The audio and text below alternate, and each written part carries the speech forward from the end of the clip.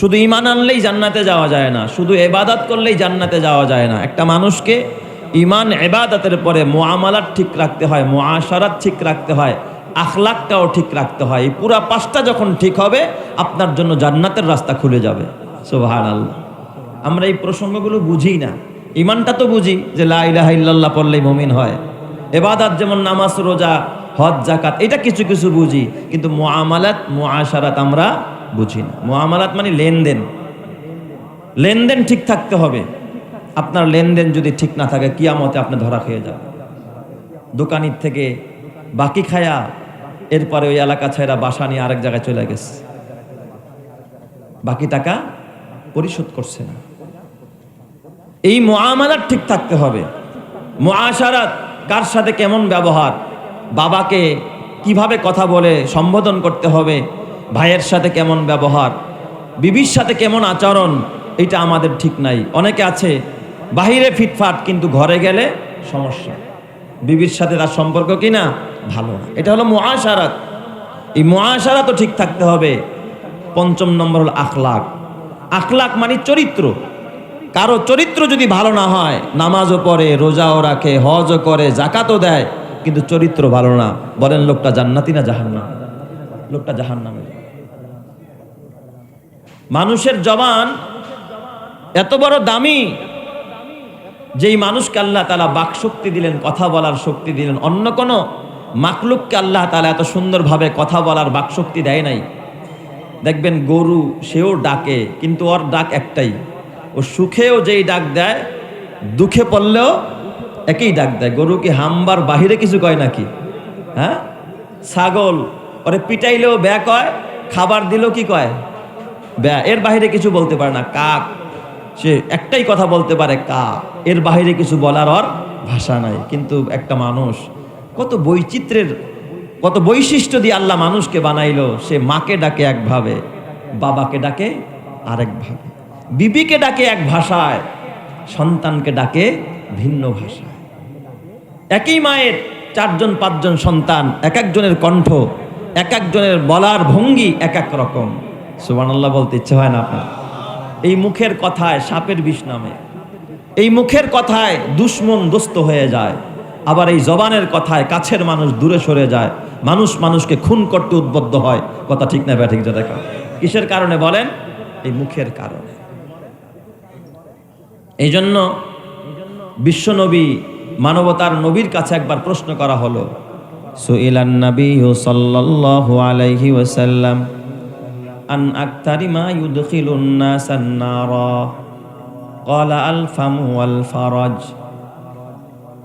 বিশ্বনবীকে একবার প্রশ্ন করা হলো, ইয়া রাসূলুল্লাহ, ইয়া হাবিবাল্লাহ, অধিকাংশ মানুষ কি কারণে জাহান্নামে যাবে? কি কারণ, কি তাদের অপরাধ থাকবে? কোন অপরাধে বেশিরভাগ মানুষ জাহান্নামে যাবে?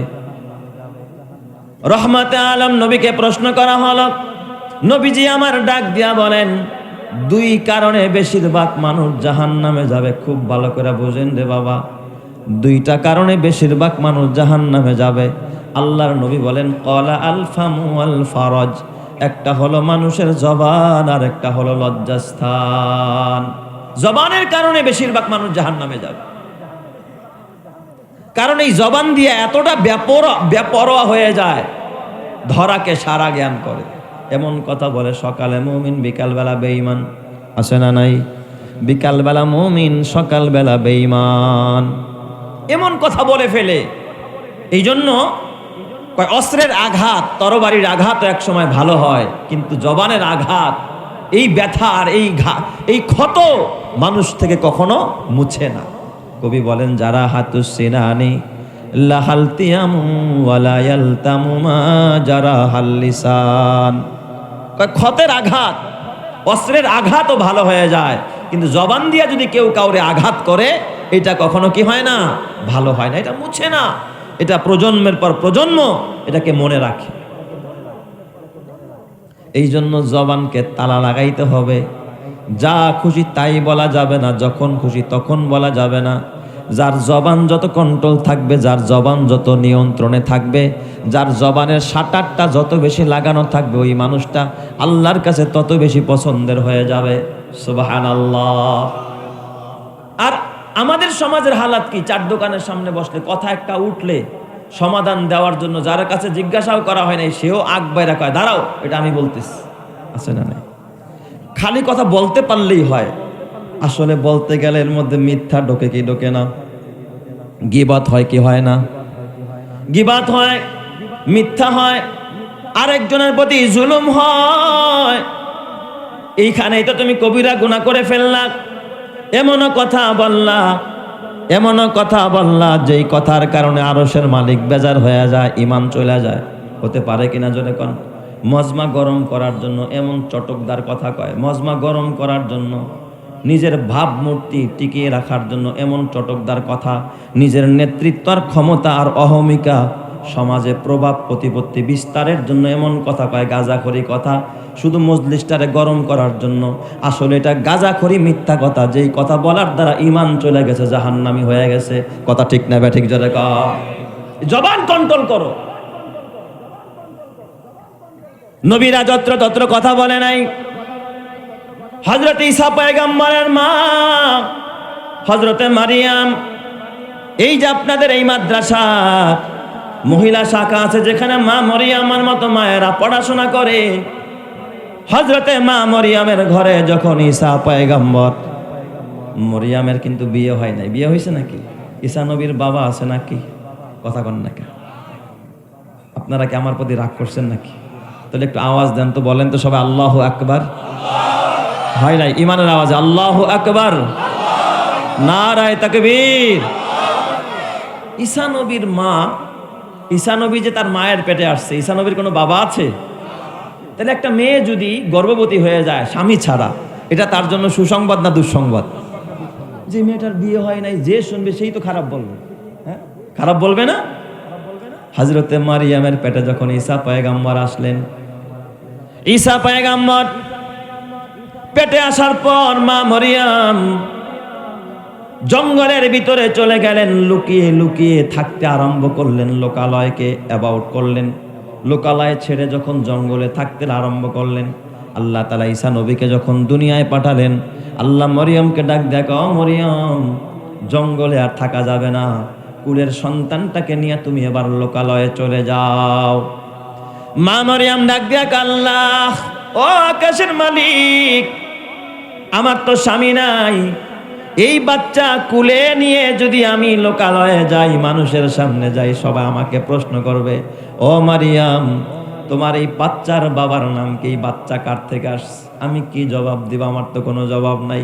কারণ মা মারিয়ামও জানে না পেটে যে কেমনে সন্তান হয়েছে, এটা একজনেই জানেন, যিনি তিনি কে? আল্লাহ ছাড়া কেউ জানে না। দেখেন আল্লাহ তখন মারিয়ামরে কি শিখায়া দেয়, যে যুক্তিবাদী বানায় দিছে, যে মারিয়াম এই যুক্তি দিয়া কথা কবি, এই কথা বলতে বলছে আল্লাহ। দেখেন আল্লাহ কি শিখায়। আল্লাহ তাআলা ডাক দিয়া কয়, ফাইম্মা তারাইন্না মিনাল বাশারি আহাদা, ও মারিয়াম যদি তোমার কোলের বাচ্চা কেউ দেখে ফেলে আর তোমাকে আক্রমণাত্মক ভাবে কোনো প্রশ্ন করে যে বাচ্চা কোথা থেকে আসলো, মারিয়াম তুমি তখন কি বলবা জানোনি? ফাকুলি ইন্নী নাযারতু লির রহমানি সাওমা ফালান উকাল্লিমাল ইয়াউমা ইনসিয়া। আমি আজকে রোজার মান্নত করছি, ইশারায় দেখাইবা, উপরে হাত উঠায়া ইশারায় দেখাইবা যে আমি আজকে রোজা রাখছি, অতএব কারোর সাথে কথা বলবো না। সুবহানাল্লাহ কোন সবাই? কারণ আল্লাহ মারিয়ামরে তিনটা যুক্তি শিখাই দিতে পারতো না? আমাদের তো মাশাআল্লাহ চার দোকানে যুক্তিবাদীদের অভাব নাই, হাজারো যুক্তি দিয়া হালাল রে হারাম বানায়, হারাম রে হালাল বানায়, জায়েজ রে নাজায়েজ বানায়, আর এমন গাঁজাখড়ি কথা কয় যা না করছে তার থেকে হাজারটা বানায় কথা বলে। কথা ঠিক না ব্যাঠিক জোরে কও। মা মারিয়ামরে আল্লাহ পারতেন না শিখাইয়া দিতে যে তুই 10টা যুক্তি দিবি কেমনে বাচ্চা হয়েছে? আল্লাহ কি ওরে কথা বলতে কইছে নাকি? মারিয়ামরে শিখাই দিয়েছে, ফালান উকাল্লিমাল ইয়াউমা ইনসিয়া, আমি আজকে কারোর সাথে কথা বলবো না। কারণ নবীজির হাদিস, মান সমাতা নাজা, যে চুপ থাকে সে কি পায়? নাজাত পায়। চুপ থাকলেই মুক্তি পাওয়া যায়। এই জন্য আমার বাবা চুপ থাকা দরকার। মা মরিয়ম চুপ রইলেন, কথা বললেন না। এই জন্য আমার বাবা, অথচ মা মরিয়ম এত বড় পবিত্র নারী, যার পেটের মধ্যে আল্লাহ তাআলা একজন পয়গম্বর পাঠাইছে, পয়গম্বরের মা যুক্তি দেয় নাই, কয় নাই আল্লাহ দিছে, এই কথাও কইতে যায় নাই। চুপচাপ রয়েছে, পাবলিক যা বলার বলুক। কারণ আমি বলতে গেলে সত্য হইতে পারে, মিথ্যা হইতে পারে, কারো প্রতি জুলুম হইতে পারে। কেউ যদি কারো প্রতি জুলুম করে, কিয়ামতের ময়দানে তুমি এক ওয়াক্ত নামাজ পড়ো না, আল্লাহ তাআলা ক্ষমা করে দিতে পারে। কিন্তু কারো উপরে যদি কথা দিয়েও জুলুম করে থাকো, এই জালেমের বিচার আল্লাহ তাআলা জাররায় জাররায় করবে, এক জাররাও ছাড় দিবে না। কথা ঠিক কিনা?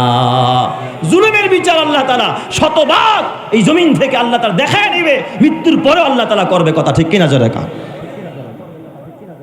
এই জন্য আমার বাবা, এই জবান বড় দামি। এই জবান দিয়া যদি কেউ একবার বলে লা ইলাহা ইল্লাল্লাহ, এই একটা কালিমা জবান দিয়া বলার কারণে আল্লাহ তাআলা এই দুনিয়ার 10 দুনিয়ার সমান একটা জান্নাতের মালিক তারে বানায় দেয়। সুবহানাল্লাহ। কত দাম এই জবানের, কত দাম। এই জন্য আমার বাবা, জবান নষ্ট করা যাবে না। এই জবান যদি জিকিরে ফিকিরে কাটান, এই জবান যদি সংযত রাখেন, জবান দিয়া যদি বেশি বেশি তওবা করেন, জবানকে যদি ভালো কাজে ব্যবহার করেন, কোরআন তেলাওয়াত করেন, জবান দিয়া হালাল খান, হারামকে বর্জন করেন, মিথ্যা কথা যদি জীবনে না বলেন, আপনার জবানকে মুস্তাজাবুদ দাওয়া বানায় দিবেন যিনি, তিনি কে? আল্লাহ তাআলা মুস্তাজাবুদ দাওয়া বানায় দিবে। বনি ইসরাইলের এক ঘটনা আসছে। বনি ইসরাইলের এক আবেদ, যিনি মুসা নবীর প্রতি কালিমা পড়া ঈমান আনছে, তার নাম বালাম ইবনে বাউরা। এই বালাম ইবনে বাউরা সে মুসা নবীর প্রতি কালিমা পড়া মুসলমান হয়ে গেছে।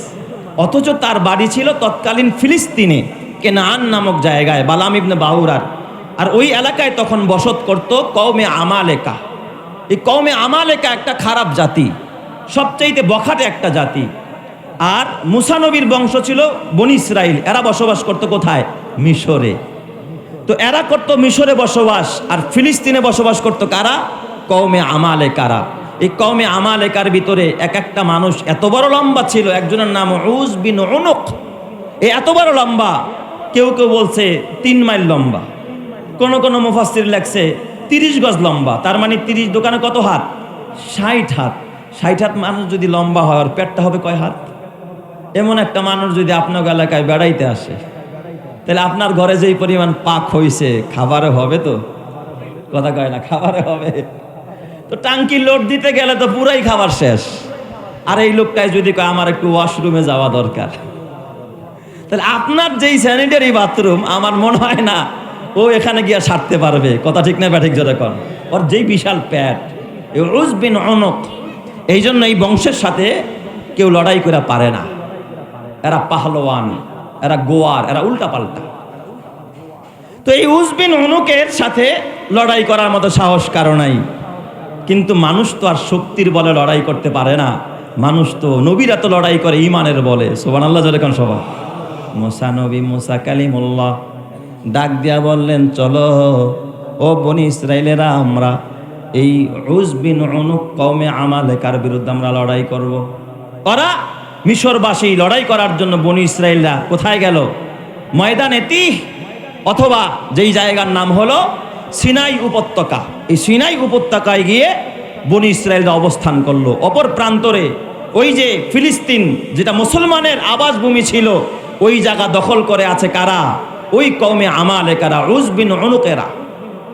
সেখানে যাওয়ার পর ওই কওমে আমালেকার লোকেরা খবর পাইছে যে বনি ইসরাইলেরা, মুসা নবীর উম্মতেরা আমাদের বিরুদ্ধে লড়াই করার জন্য তারা এই সিনাই উপত্যকায় চলে আসছে, যে কোনো মুহূর্তে আমাদের উপর হামলা চালাবে। ওরা জানে যে মুসা নবী যদি কোথাও হামলা চালায়, এই হামলা ঠেকানোর মতো ক্ষমতা কারো নাই। কারণ সে তো হামলা করে কার উপর ভরসা কইরা? তার শেল্টার দাতা কে? আল্লাহ। তো ওই যে বালাম ইবনে বাউরা, সে বসবাস করত ফিলিস্তিনে, ওই কওমে আমালেকার। খারাপ বংশের মানুষ, কিন্তু লোকটা কি ভালো। বংশ খারাপ, কিন্তু লোকটা কি ভালো, মুসা নবীর অনুসরণ করে। এই লোকটা হলো মুস্তাজাবুদ দাওয়া। কওমে আমালেকার লোকেরা গেল, এই ভাই বালাম, তুমি যদিও মুসা নবীর অনুসরণ করো, কিন্তু মুসা নবী তো আমাকে দুশ্মন, আসলে তো আমাদেরকেও বাইর করে দিবে, তোমারেও কি করে দিবে? বের করে দিবে। সে তো দেশটা দখলে নিয়ে যাবে। অতএব তুমি একটা কাজ করো, মুসার বিরুদ্ধে বদদোয়া করো। তুমি দোয়া করলেই তো কবুল হয়। তুমি বদদোয়া করো যে আল্লাহ তাআলা যেন মুসারে পরাভূত করে আর আমাদেরকে কওমে আমালেকাকে যেন বিজয় দান করে। জোরে কর নাউজুবিল্লাহ। একজন মুস্তাজাবুদ দাওয়া ব্যক্তিকে কার বিরুদ্ধে দোয়া করতে কয়? নবীর বিরুদ্ধে। নবীর বিরুদ্ধে বদদোয়া করতে কয়। উনি তেলে বেগুনে জ্বলে উঠলেন, না, এই কাজ আমার দ্বারা কখনো সম্ভব। ওই বালাম ইবনে বাউরা ডাক দিয়া বললেন, না না, আমি তো মুসা নবীর প্রতি ঈমান এনেছি, আমি হারুন নবীর প্রতি ঈমান এনেছি, এই কাজ আমি কখনো করতে পারবো না। ওরা ডাক দিয়া বলে, ও বালাম, তুমি এই কাজ করতেই হবে। কয়, না না, আমি পারবো না, ধ্বংস হয়ে যাব। ওরা বালাম ইবনে বাউরাকে ওখানে ধোঁকা দিতে পারলো না। আপনারা জানেন শয়তান সবসময় নারীদেরকে ধোঁকা দেয় সবার আগে। চিন্তা করলো এই কাজ বালামকে দিয়া যদি করাইতে হয় তার বেগমের কাছে যাইতে হবে, বিশাল হাদিয়া নিয়ে উপঢৌকন নিয়ে বোর কাছে। এই জন্য দেখবেন কিছু কিছু মানুষের টার্গেট থাকে, যখন বসের সাথে পারে না বাসায় বোয়াল মাছ নিয়ে যায়, ভাবি সাহেব বাইরে একটু কয়া দিয়ে। এই ধরনের ঘুষ দিয়া, টাকা পয়সা দিয়া, উপঢৌকন দিয়া তারপরে নিজেদের চাহিদা পূরণ করতে চায়। মহিলা মানুষ, নরম মানুষ, এত হাদিয়া তোহফা পায়া দিল নরম হয়ে গেছে। ঠিক আছে, আজকে আসলে বালা আমরে বলবো, বেশি কর দরকার নেই, একবার খালি কইয়া দিও। এত মুস্তাজাবুদ দাওয়া, জবান দিয়া যা কয় ইসমে আজম পরে আরশের মালিক সাথে সাথে তাই কইরা ফালায়। চিৎকার মেরে কন্যা আল্লাহু আকবার। বলেন তো এটা তার জবানের ক্ষমতা না, এই ক্ষমতা বালামকে দিয়েছেন যিনি, তিনি কে? যে আল্লাহ ক্ষমতা দিতে পারে, ওই আল্লাহ ক্ষমতা ছিনায় নেওয়ারও ক্ষমতা আছে না নাই? আরো জোরে কান, আছে না নাই? চোখেরই পলকে তুমি হতে পারো লাশ, চিরতরে বন্ধ হবে তোমারই নিঃশ্বাস। চোখেরই পলকে তুমি হতে পারো লাশ, চিরতরে বন্ধ হবে তোমারই নিঃশ্বাস। হবে এলান তোমারই নাম, হবে এলান তোমারই নাম মসজিদের মাইকে। বাড়িওয়ালা নাই রে বাড়ি নাই রে দুনিয়াতে, বাড়িওয়ালা নাই রে বাড়ি নাই রে দুনিয়াতে। কথা ঠিক না ব্যাঠিক জোরে কন? এ আমার বাবা, কত বীর বাহাদুর এই কবরস্থানে শোয়া আছে না নাই? কত শক্তিশালী নওজোয়ান মানুষেরা এই কবরস্থানে শুয়ে আছে। ফেরাউনও চলে গেল, হামানও চলে গেল, সাদ্দাত চলে গেল, কারুন চলে গেল, হামান চলে গেল, পয়গম্বররা চলে গেল, তোমাকে আমাকেও বিদায় নিতে হবে। কথা ঠিক কিনা? থাকা যাবে? থাকা যাবে। বালামের বিবি রাতের বেলায়, বালাম যখন ঘরে আসছে, বিবি স্বামীর গলাটা ধরে কয়, স্বামী গো, তোমার কাছে একটাই আবদার। ওরা খালি কয় এই কথাটা তুমি একবার খালি কইয়া দাও, বেশি বদদোয়া করার দরকার নাই, 3 বার কর দরকার নাই, একবার কও। বিবির কথায় স্বামী এবার রাজি হয়ে যায় বদদোয়া করার জন্য। দেখেন কেমনে ধ্বংস টেনে আনে। এই জন্য ঘরের বিবি যদি ভালো না হয়, ওই স্বামীর জন্য অধপতন 100% নিশ্চিত। আর এই ভালো বিবি তৈরি হয় মহিলা মাদ্রাসায়, জান্নাতের বাগানে। কথা কয় না গা? ঠিক না ব্যাটিক জোরে কন? এই মহিলা মাদ্রাসাগুলো যত সুন্দর থাকবে, এখানে যত মা বোনেরা দিন শিখবে, আপনার আমার ঘরের বিবিরা, আপনার আমার ঘরের মায়েরা তত বেশি দামি বানায়া দিবেন যিনি, তিনি কে? আল্লাহ দামি বানায়া দিবে আমার মা বোনদেরকে। বালাম ইবনে বাউরা, এ আমার বাবা, ওই রাতের বেলায় বিবির কথায় সকালবেলা কওমে আমালেকাদেরকে ডাক দিয়া কয়, চলো আমরা এবার যাব, বদদোয়া করব, পাহাড়ের উপরে উঠব। বালামের একটা গাধা ছিল, গাধার উপরে যখন সোয়ার হয়েছে বালাম, কিছু দূর যাওয়ার পরে গাধারটা দুমড়ে মুচড়ে মাটির মধ্যে পড়ে গেছে। কারণ মানুষ যেটা দেখে না, এটা পশু পাখিরেও দেখায়া দেয় কে? বালাম প্রহার করেছে গাধাকে, ওঠ, উঠায় আবারও রওনা আরম্ভ করছে, বদদোয়া করতে যাবে নবীর বিরুদ্ধে, নবীর বিরুদ্ধে অ্যাকশন নিতে যাবে। আবারও গাধাটা পড়ে গেছে। তৃতীয়বার যখন গাধাটা আবারও পড়ে যায়, তাফসীরের কিতাবে লেখে, গাধাকে যখন আবার বাড়ি মারে, গাধার জবান আল্লাহ খুলে দেয়। গাধা ডাক দিয়া কয়, ও বালাম, খবরদার খবরদার, আমাকে একটা প্রহার করবি না।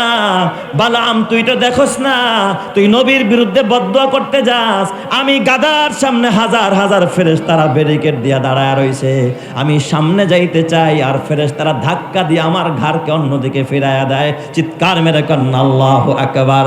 তাহলে বলতে হবে ক্ষমতা কার? আরো জোরে বলেন না, ক্ষমতা কার? ঈমানের পথে অবিচল থেকে আমার মরণ যেন হয়, তোমারই কাছে মিনতি আমার, মহামহিম দয়াময়। ঈমানের পথে অবিচল থেকে আমার মরণ যেন হয়, প্রতিদিন মিথ্যের মুখোমুখি হয়, বেদিন ফাঁসে কেরা করে হইচয়, আজাজিল এসে গোমরাহি সুর গানে করে তুলে মোহময়। ঈমানের পথে অবিচল থেকে আমার মরণ যেন হয়। আল্লাহ তুমি কবুল করো, জোরে কানা আমিন। বালাম এবার চিন্তা করলো, হায় হায়, এই গাধা নিয়ে যাওয়া যাবে না। গাধাটা পিছনে ফেলাইয়া, ওর তখনও দেখবেন হুশ ফিরে না, টাকার মোহে সম্পদের মোহে ঘুষ পাইছে, এবার ঘুষ। এবার রওনা করছে নবীর বিরুদ্ধে বদদুয়া করবে। পাহাড়ে দাঁড়ায়া বালাম সব সময় দোয়া করত। ওই পাহাড়ে যখন বালাম উঠছে নবীর বিরুদ্ধে বদদুয়া করবে, এ আমার বাজান বালাম হাত উঠায়া ডাক দেয়া, আল্লাহ তুমি এই যুদ্ধের ভিতরে বলার কথা ছিল মুসা নবীরে পরাজিত করে দাও, আর কওমে আমালেকাকে তুমি বিজয় দিয়ে দাও, এই কথা ওরা শিখায়া দিছে। কিন্তু এই কথা বলতে চায়, ওর জবানকে আল্লাহ তাআলা উল্টায়া দিছে, ঘুরায়া দিছে। ওর জবান দিয়া বের হয়ে গেছে, আল্লাহ তুমি মুসা নবীরে বিজয় দিয়ে দাও আর কওমে আমালেকাকে পরাজিত করে দাও। বলেন তো জবানের চাবি নিয়ন্ত্রণকারী যিনি, তিনি কে? আপনার আমার জবানের মালিক কে? এই জন্য বাবা মানুষ কথা বলতে পারে না। ওরা ডাক দেয়, কই বালাম তোর টাকা পয়সা দিলাম, ঘুষ দিলাম, কি তোর এই দোয়া করতে লিগানি? হ্যাঁ, তুই যে আমাকে বিরুদ্ধে কথা কস। বালাম কয়, আমি তো ঠিকই কইতে চাই, কিন্তু কথা দিয়ে আমার উল্টায়া যায়। আসলে উল্টায়া যায় না, একজনে উল্টায়া দেয়, তিনি কে? আরো জোরে বলেন, উল্টানে ওয়ালা যিনি, তিনি কে? এবার বালাম তৃতীয়বার যখন আবার চেষ্টা করে, কথা বের হয় না, আল্লাহ জিব্বা বের করে দিছে। কুকুর দেখবেন দৌড়া বের করে হাঁপাইতে থাকে, বালাম হাঁপাইতে থাকে, কথা বের হয় না, জবান বন্ধ করে দিছে। এই বাচ্চারা কথা বলবে না। এই দিক দিয়ে হযরতে আমার বাবা বালাম যখন এইভাবে জবান হাঁপায়া যায়, বালাম কথা বলতে পারে না। ওই দিক দিয়া বালাম ডাক দিয়া কয়, আমি বুঝছি আমার কপাল পুইরা গেছে, আমার ইহকালও শেষ, পরকালও শেষ। নবীর বিরোধিতা করার কারণে আমার ইহকালও শেষ, পরকালও শেষ। তোরা একটা কাজ কর, এবার আমি মুসা নবীর বিরুদ্ধে অবস্থান নিব। তোরা একটা কাজ কর, এই পয়গাম্বরেরা, এই ইমানদারেরা, এদের সামনে উলঙ্গ নারী পাঠায়া দে, অর্ধ উলঙ্গ নারী পাঠায়া দে। তারা যদি জেনা ব্যভিচার করতে চায় বাধা দিবি না। ওরা যখন জেনায় মত্ত হবে তখন ওদের পরাজিত নিশ্চিত হয়ে যাবে। বালাম শিখায়া দিস। ঠিক ওরা সুন্দরী নারীগুলো ধরে ধরে এনে অর্ধ উলঙ্গ করে, এ বাবা এমন পোশাক পরেছে একটা পুরুষ তাকাইলেই যেন তার আকর্ষিত হয়ে যায়। এই নারীগুলো যখন পাঠায়া দেয়, ওই বনি ইসরাইলের ভিতরে হাজার হাজার বনি ইসরাইলের ভিতরে একজন প্রভাবশালী বনি ইসরাইল একটা সুন্দরী নারীর দেখাই আকর্ষিত হয়ে গেছে। ওরে দইরা পাহাড়ের গুহার মধ্যে নিয়ে গেছে। বলতে দেরিও যাইতে দেরি না, আগেই তো শিক্ষা দেওয়া যে জিনা করতে চাইলে বাধা দিবি না। যখন ওই জায়গার মধ্যে অপকর্ম আরম্ভ করে দিছে, আল্লাহ তাআলা মহামারী দিয়া দিছে। এমন মহামারী দিছে, এক জায়গার ভিতরে আল্লাহ ৭০,০০০ বনি ইসরাইলকে আল্লাহ ওখানে মরণ দিয়া দিছে। চিৎকার মেরে কন্যা নাউজুবিল্লাহ। এ আমার বাবা, এই ঘটনা থেকে আমরা বুঝতে পারলাম এই বালাম ঘুষের কারণে আর জবান নষ্ট হয়ে গেছে, আর বনি ইসরাইল ধ্বংস হলো লজ্জাস্থানের কারণে। এই জন্য আল্লাহর নবীকে জিজ্ঞাসা করা হলো, সুইলান নবী সাল্লাল্লাহু আলাইহি ওয়াসাল্লাম আন আকতারি মা ইউদখিলুন নাসান নারা, নবীজি বলেন কোন কারণে মানুষ বেশিরভাগ জাহান্নামে যাবে? নবীজি বলেন দুই কারণে। এক নম্বর আল ফামু ওয়াল ফারাজ, জবানের কারণে এবং লজ্জাস্থানের কারণে। আমাদের সমাজে যত অবক্ষয়, যত মামলা মোকদ্দমা বিচার আচার এই দুই কারণে হয়, হয়তো জবানের কারণে নয়তো লজ্জাস্থানের কারণে। কথা ঠিক কিনা? আর এই জবানকে কন্ট্রোল করা শিখায় এই মাদ্রাসায়, আর লজ্জাস্থান কন্ট্রোল পর্দা শিখায় মহিলা মাদ্রাসায়। ঠিক বললাম না ঠিক বললাম? এ আমার বাবা, মরণ তো হবে, কবরে যাইবা, কিন্তু কি নিয়া কবরে যাইবা? তোমার তো সামান নাই। ও বাবা, মরার আগে অন্তত একটা কন্যাকে তুমি দিন শিখায়া কবরে যাও, একটা ছেলেকে দিন শিখায়া কবরে যাও, হাফেজের বাবা হয়ে কবরে যাও, আলেমের বাবা হয়ে কবরে যাও। তুমি যেদিন মারা যাইবা, তোমার কবর আযাবকে মাফ করে দিবেন যিনি, তিনি কে? এই জন্য আপনাদের হাতে পায়ে ধরা বলি, এই যে কবরবাসী, এই কবরবাসী আজকে বড় আনন্দিত, কারণ তাদের পাশে কোরআনের মজমা, কোরআনের মজলিস হয়, আলেম ওলামাদের আগমন হয়, কোরআনের কথা যখন হয়, হাদিসের কথা যখন হয়, নবীজির হাদিস নাজালাত আলাইহিমুস সাকিনা, ওই জায়গায় খোদার সাকিনা নামক রহমত নাজিল হয়। আজকে এই মাহফিলের বদৌলতে কবরবাসীর কবরেও সাকিনা নাজিল হইতেছে। জোরে কোন সুবহানাল্লাহ। এই জন্য আমার বাবা, খবরদার খবরদার, তোমরা তো জানো না, এই মাদ্রাসার একটা বাচ্চা খেলতে খেলতে বিকেল বেলা একটা বল চলে গেছে গোরস্থানের ভিতরে। এই বাচ্চাটা যখন বলটা আনার জন্য গোরস্থানের ভিতরে চলে গেছে, কবরবাসী ভিতর থেকে ডাক দেয়, বাজান আয় আয়, আর একটু ভিতরে, আর একটু ভিতরে আয়। কারণ এই সমস্ত নিষ্পাপ বাচ্চাগুলো যখন রাস্তা দিয়া মাঠ দিয়া দৌড়ায়, আল্লাহর নবী কয়, লাতাদাউ ইন্নাল মালাইকাতা লাতাদাউ আজনিহাতাহা রিদান লিতালিবিল ইলমি, ওদের সন্তুষ্টির জন্য ওদের পায়ের নিচে আল্লাহ নূরের ডানাগুলো বিছায়া দেয়। এই নূরের ডানা ওরা যখন কবরস্থানে যায়, ওই জায়গায় নূরের ডানা বিছানো হয়।